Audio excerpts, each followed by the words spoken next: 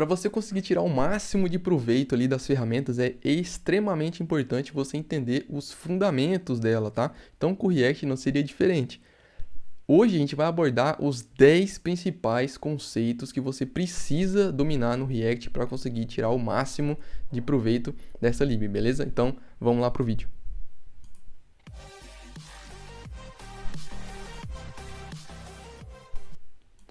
Fala galera, beleza? Juno Alves aqui. Bom, no vídeo de hoje a gente vai abordar aí os 10 principais conceitos dentro do React, tá? Então o primeiro conceito que é fundamental você entender antes de mais nada é o JSX, tá?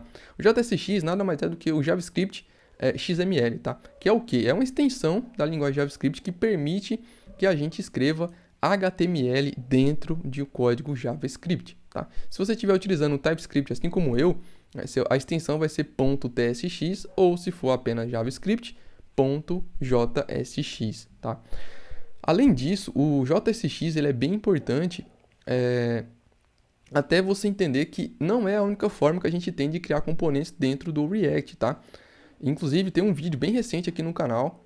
Para todos os tópicos que eu for falar aqui, né, já vou deixar até um recado para você. Os 10 tópicos, a gente está no primeiro, que eu vou falar nesse vídeo, tem outros vídeos específicos sobre eles aqui no canal, tá? Então, qualquer dúvida que você tiver em relação a qualquer um deles, dá uma olhadinha nos links que eu vou deixar no primeiro comentário fixado e na descrição, beleza? Voltando para o JSX ele é bem... Um ponto importante é isso, que ele não é a única forma que a gente tem de criar componentes dentro do React.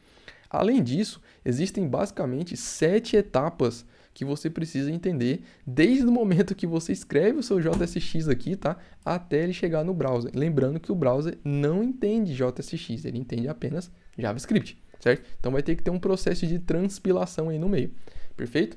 Bom, o segundo ponto, que ele é extremamente importante, que é um dos pilares aqui dentro do React, junto com o JSX, são componentes, tá? Então, componentes nada mais são do que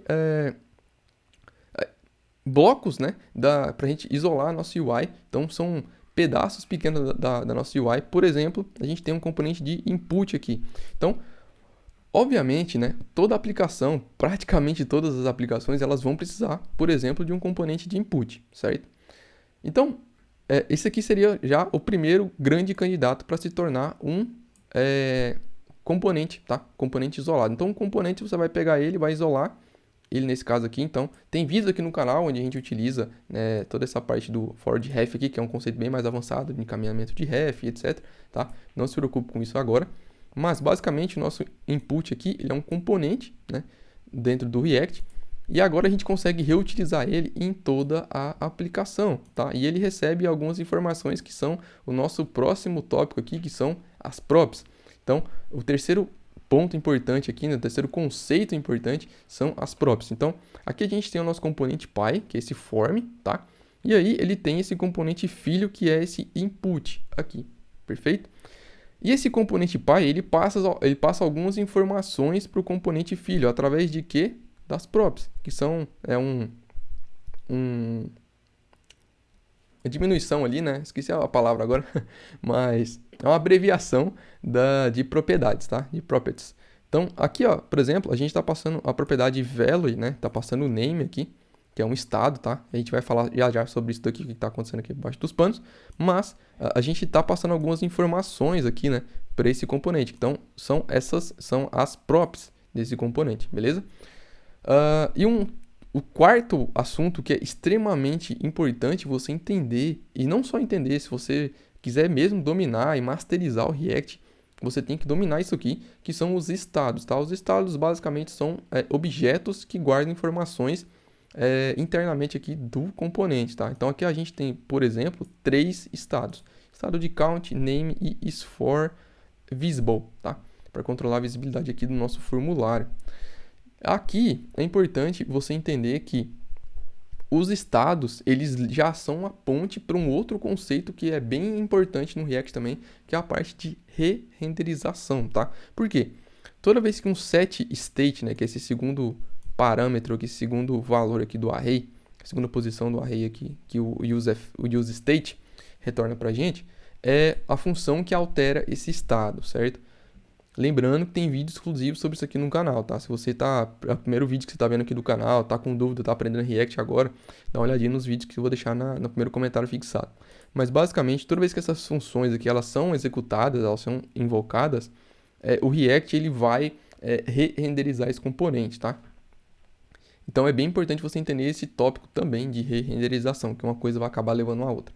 Bom, o quarto tópico são os ciclos de vida de um componente, tá? Então, basicamente, a gente tem três fases aqui, que é a parte de montagem, é quando o componente ele é montado em tela, tá? Então, quando esse componente ele vai aparecer na tela a primeira vez, tem o estado próximo, né? O ciclo de vida, que é o update, tá? Então, é quando esse componente ele tem atualizações ali, ele está em tela, já foi montado, agora ele tem atualizações, que são esses re-renders, por exemplo, quando você tem execuções ali das funções setState, e tem, por fim, o terceiro estado, que é o unmount, que é o quê? Quando o componente ele sai de tela, tá?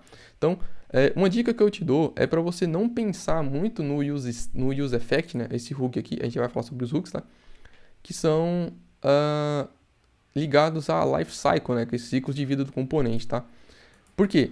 Porque antigamente, antes dos hooks, antes da versão 16.8, que foi quando os hooks foram introduzidos, a gente só podia criar componentes que precisavam de estado e etc. Com classes, beleza? E lá nas classes a gente tinha os métodos de ciclo de vida, né? Componente de mount, componente de cat e etc, né? Para error boundary e etc.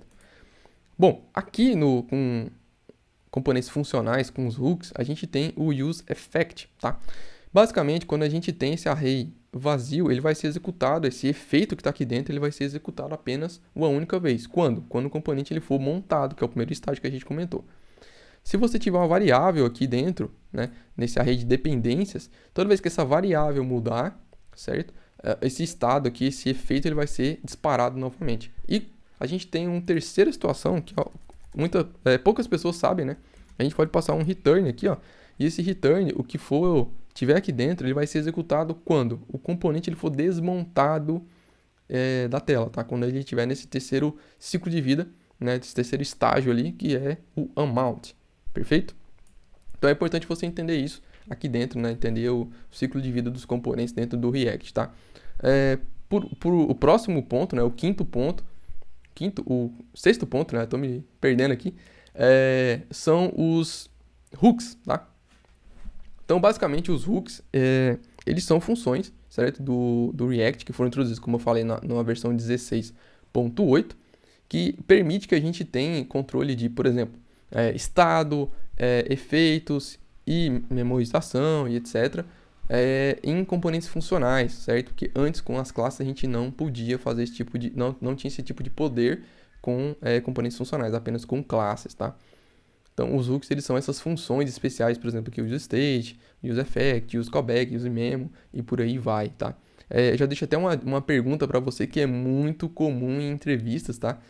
Que são, cite para mim os dois hooks mais comuns, que são mais utilizados no dia a dia, tá? Então, essa aí é para realmente pegar se você trabalha mesmo com React ou não, porque, cara, uma semana, duas trabalhando com React, você já sabe responder de olho fechado essa pergunta, tá?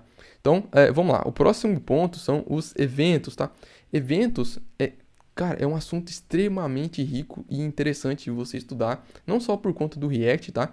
Mas por conta de lidar com interações do usuário, tá?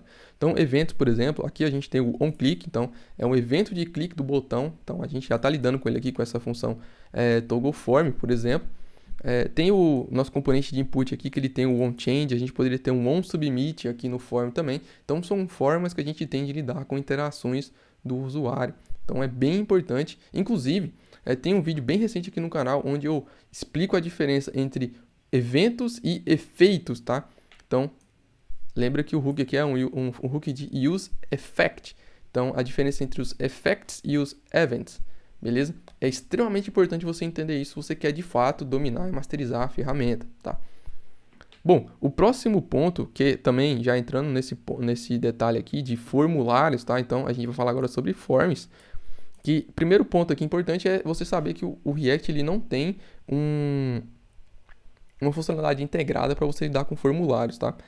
Isso é bom e ruim, tá? É ruim porque, né, é legal que você já tivesse algo, dependendo do seu ponto de vista, claro, né? Mas é legal você já ter algo default, né? Mas é bom porque você tem também uma certa liberdade de escolher a ferramenta que você mais curte utilizar. Por exemplo, se você tem formulários que são mais simples, por exemplo, um formulário de login, com apenas dois inputs ali, um botão, input de login e senha, de e-mail e senha, por exemplo, você poderia, né, não vejo problema nenhum de você ter dois estados, um estado para o e-mail, né, login, e um estado para senha, tá? E utilizar o próximo conceito que a gente vai falar daqui a pouco, que são controlled components. Mas, quando você tem formulários que são um pouco mais complexos, você... Eu tô olhando pro lado aqui porque já é a segunda vez que eu gravo esse vídeo. Na primeira vez eu perdi a gravação inteira, tá? Então, pô, já deixa o comentário aí, já deixa o like e se inscreve no canal, porque é a segunda vez que eu gravo esse vídeo. Bom, mas voltando aqui, os formulários dentro do React, se você tem formulários que são mais complexos, eu recomendo bastante, né? Você já vai começar a precisar de uma lib externa para gerenciar esses formulários. E, né, se você curte formulário assim como eu, cara, aqui é o lugar certo para você aprender sobre isso, porque tem uma playlist completa sobre formulários aqui no canal, que tem muito vídeo, ainda vai ter muito vídeo para sair ainda, tá? Inclusive, sobre formulários, desde formulários mais simples até os formulários mais complexos, com validações, com inputs condicionais e etc, tá? Então, cara, é muito importante você entender e lidar com formulários, com inputs do usuário, validar os inputs e etc. Então, aí você vai começar a utilizar, pesquisar libs como React Hook Form, que é a que eu mais utilizo, Formic, enfim. Bom, o próximo ponto são os Controlled Components, como eu comentei aqui já. Aqui eu já te falo de antemão que esse componente aqui, da forma que ele tá, ele é um Controlled Components. Por quê? Controlled Components é quando você deixa o React controlar o estado interno de um input, tá? Por quê? Um uncontrolled component, ou seja, um componente não controlado, ele é um componente que é um input, por exemplo, igual nesse caso na linha 37 aqui, ó, ele é um input que o próprio input do HTML, né, ele mesmo, por si só, ele faz esse gerenciamento de estado interno, tá? Então ele guarda o valor dele ali internamente. Já um controlled component, não. É o React que controla esse valor, certo? Então, toda vez que você vê um componente que ele tem esse value on-change aqui, ou seja, ele está amarrado num estado aqui dentro, ele é um controlled component, perfeito? E é importantíssimo você entender isso, porque em algumas situações isso aqui é essencial, para dizer logo a verdade, você ter esse tipo de controle fino em cima do input, tá? E o próximo item, o 10º item da nossa lista aqui, o último, mais ou menos importante, que são os conceitos de lista, né, e a propriedade key, tá? Bom, lista, né, você vai utilizar muito, né, quando você recebe, por exemplo, dados ali de uma API, coisas assim, e você vai utilizar boa parte do tempo o método map, né, de arrays do JavaScript. Recomendo você entender esses métodos de array, principalmente o map, porque é o que provavelmente você vai mais utilizar no dia a dia, mas não somente ele. Inclusive tem vídeos aqui no canal também onde eu explico vários desses métodos aí de interação com arrays, tá? Dentro do JavaScript. E keys.